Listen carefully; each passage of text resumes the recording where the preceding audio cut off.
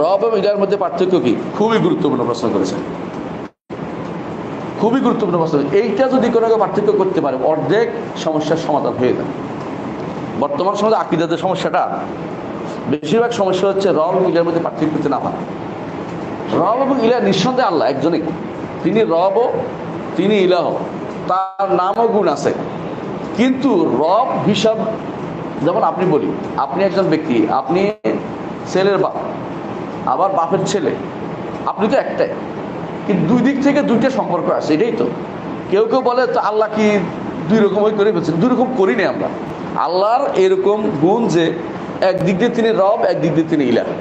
রব হচ্ছে তিনি সহজে বুঝে নেন, তিনি জীবন দেন, মৃত্যু দেন, তিনি ক্ষমা করেন, তিনি জান্নাত দেন, তিনি সৃষ্টি করেছেন, তিনি বৃষ্টি দেন, তিনি সন্তান দেন, তিনি কি দেন, এটা হচ্ছে রব। তার কর্মকাণ্ড হচ্ছে রবুবিয়ত। আর আপনার কাজ আল্লাহর দিকে যায়, এটা হচ্ছে ইলাহের ইবাদত। অর্থাৎ আমি আল্লাহর ইবাদত করি, আল্লাহর জন্য সিজদা করি, আল্লাহর জন্য সুবহানাল্লাহ পড়ি, তাসবিহ পড়ি, আল্লাহকে ভয় পাই, আল্লাহকে আশা করি আল্লাহর কাছে। এই আমার যেটা যাচ্ছে এটা উলুহিয়ত, ইবাদত। আর তার থেকে যেটা আসে আমার দিয়ে, এটা হচ্ছে রুবুবিয়ত। বুঝছেন কিনা?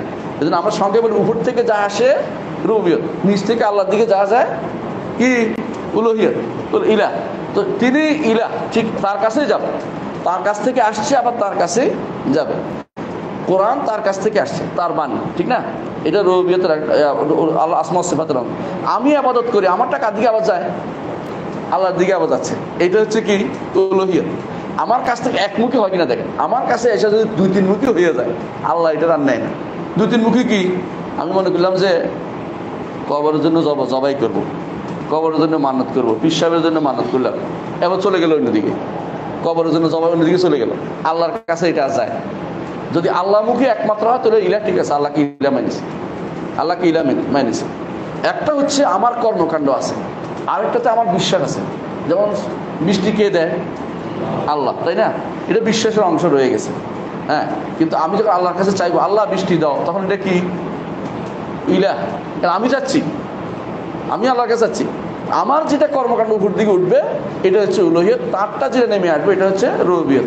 ইলাহ আর পার্থক্য কি সহজে বুঝছেন? এই জিনিসটা যে ব্যক্তি বুঝতে পারবে না, তারা বিপদে পড়বে। শরীয়তের বিধান হচ্ছে ওইটাও ঠিক করতে হবে আল্লাহর জন্য, নাম গুণ আল্লাহর জন্য, ওইটাই ডাকতে হবে আল্লাহকে, নাম গুণ দিয়ে ডাকে বলতে হবে আল্লাহ তুমি রহমান, তুমি রহিম, তুমি আমাকে রহমত করো। এই যে আল্লাহর কাছে রহমত চেয়েছি, আমার চাওয়া, এখন এটা কি? উলুহিয়ত। আর যেটা আল্লাহ দিচ্ছেন এটা কি? রুবুবিয়ত। রব বুঝছেন তো? রব আর ইলাহ পার্থক্য, হ্যাঁ, এগুলো বুঝে নেন।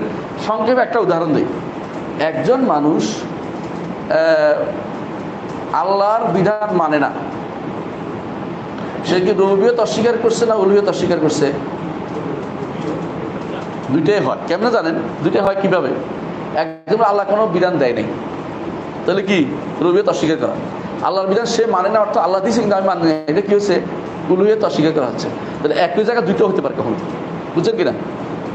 আল্লাহ থেকে যেটা আসলে অস্বীকার করলে রুবুবিয়তকে অস্বীকার করা, আমার থেকে যে উপরে যাচ্ছে এটা অস্বীকার করলে এটা, অথবা বিভিন্নভাবে ভাগ করে দিলে, বিভিন্ন জনকে দিলে উলুহিয়তকে সমস্যাগ্রস্ত করা।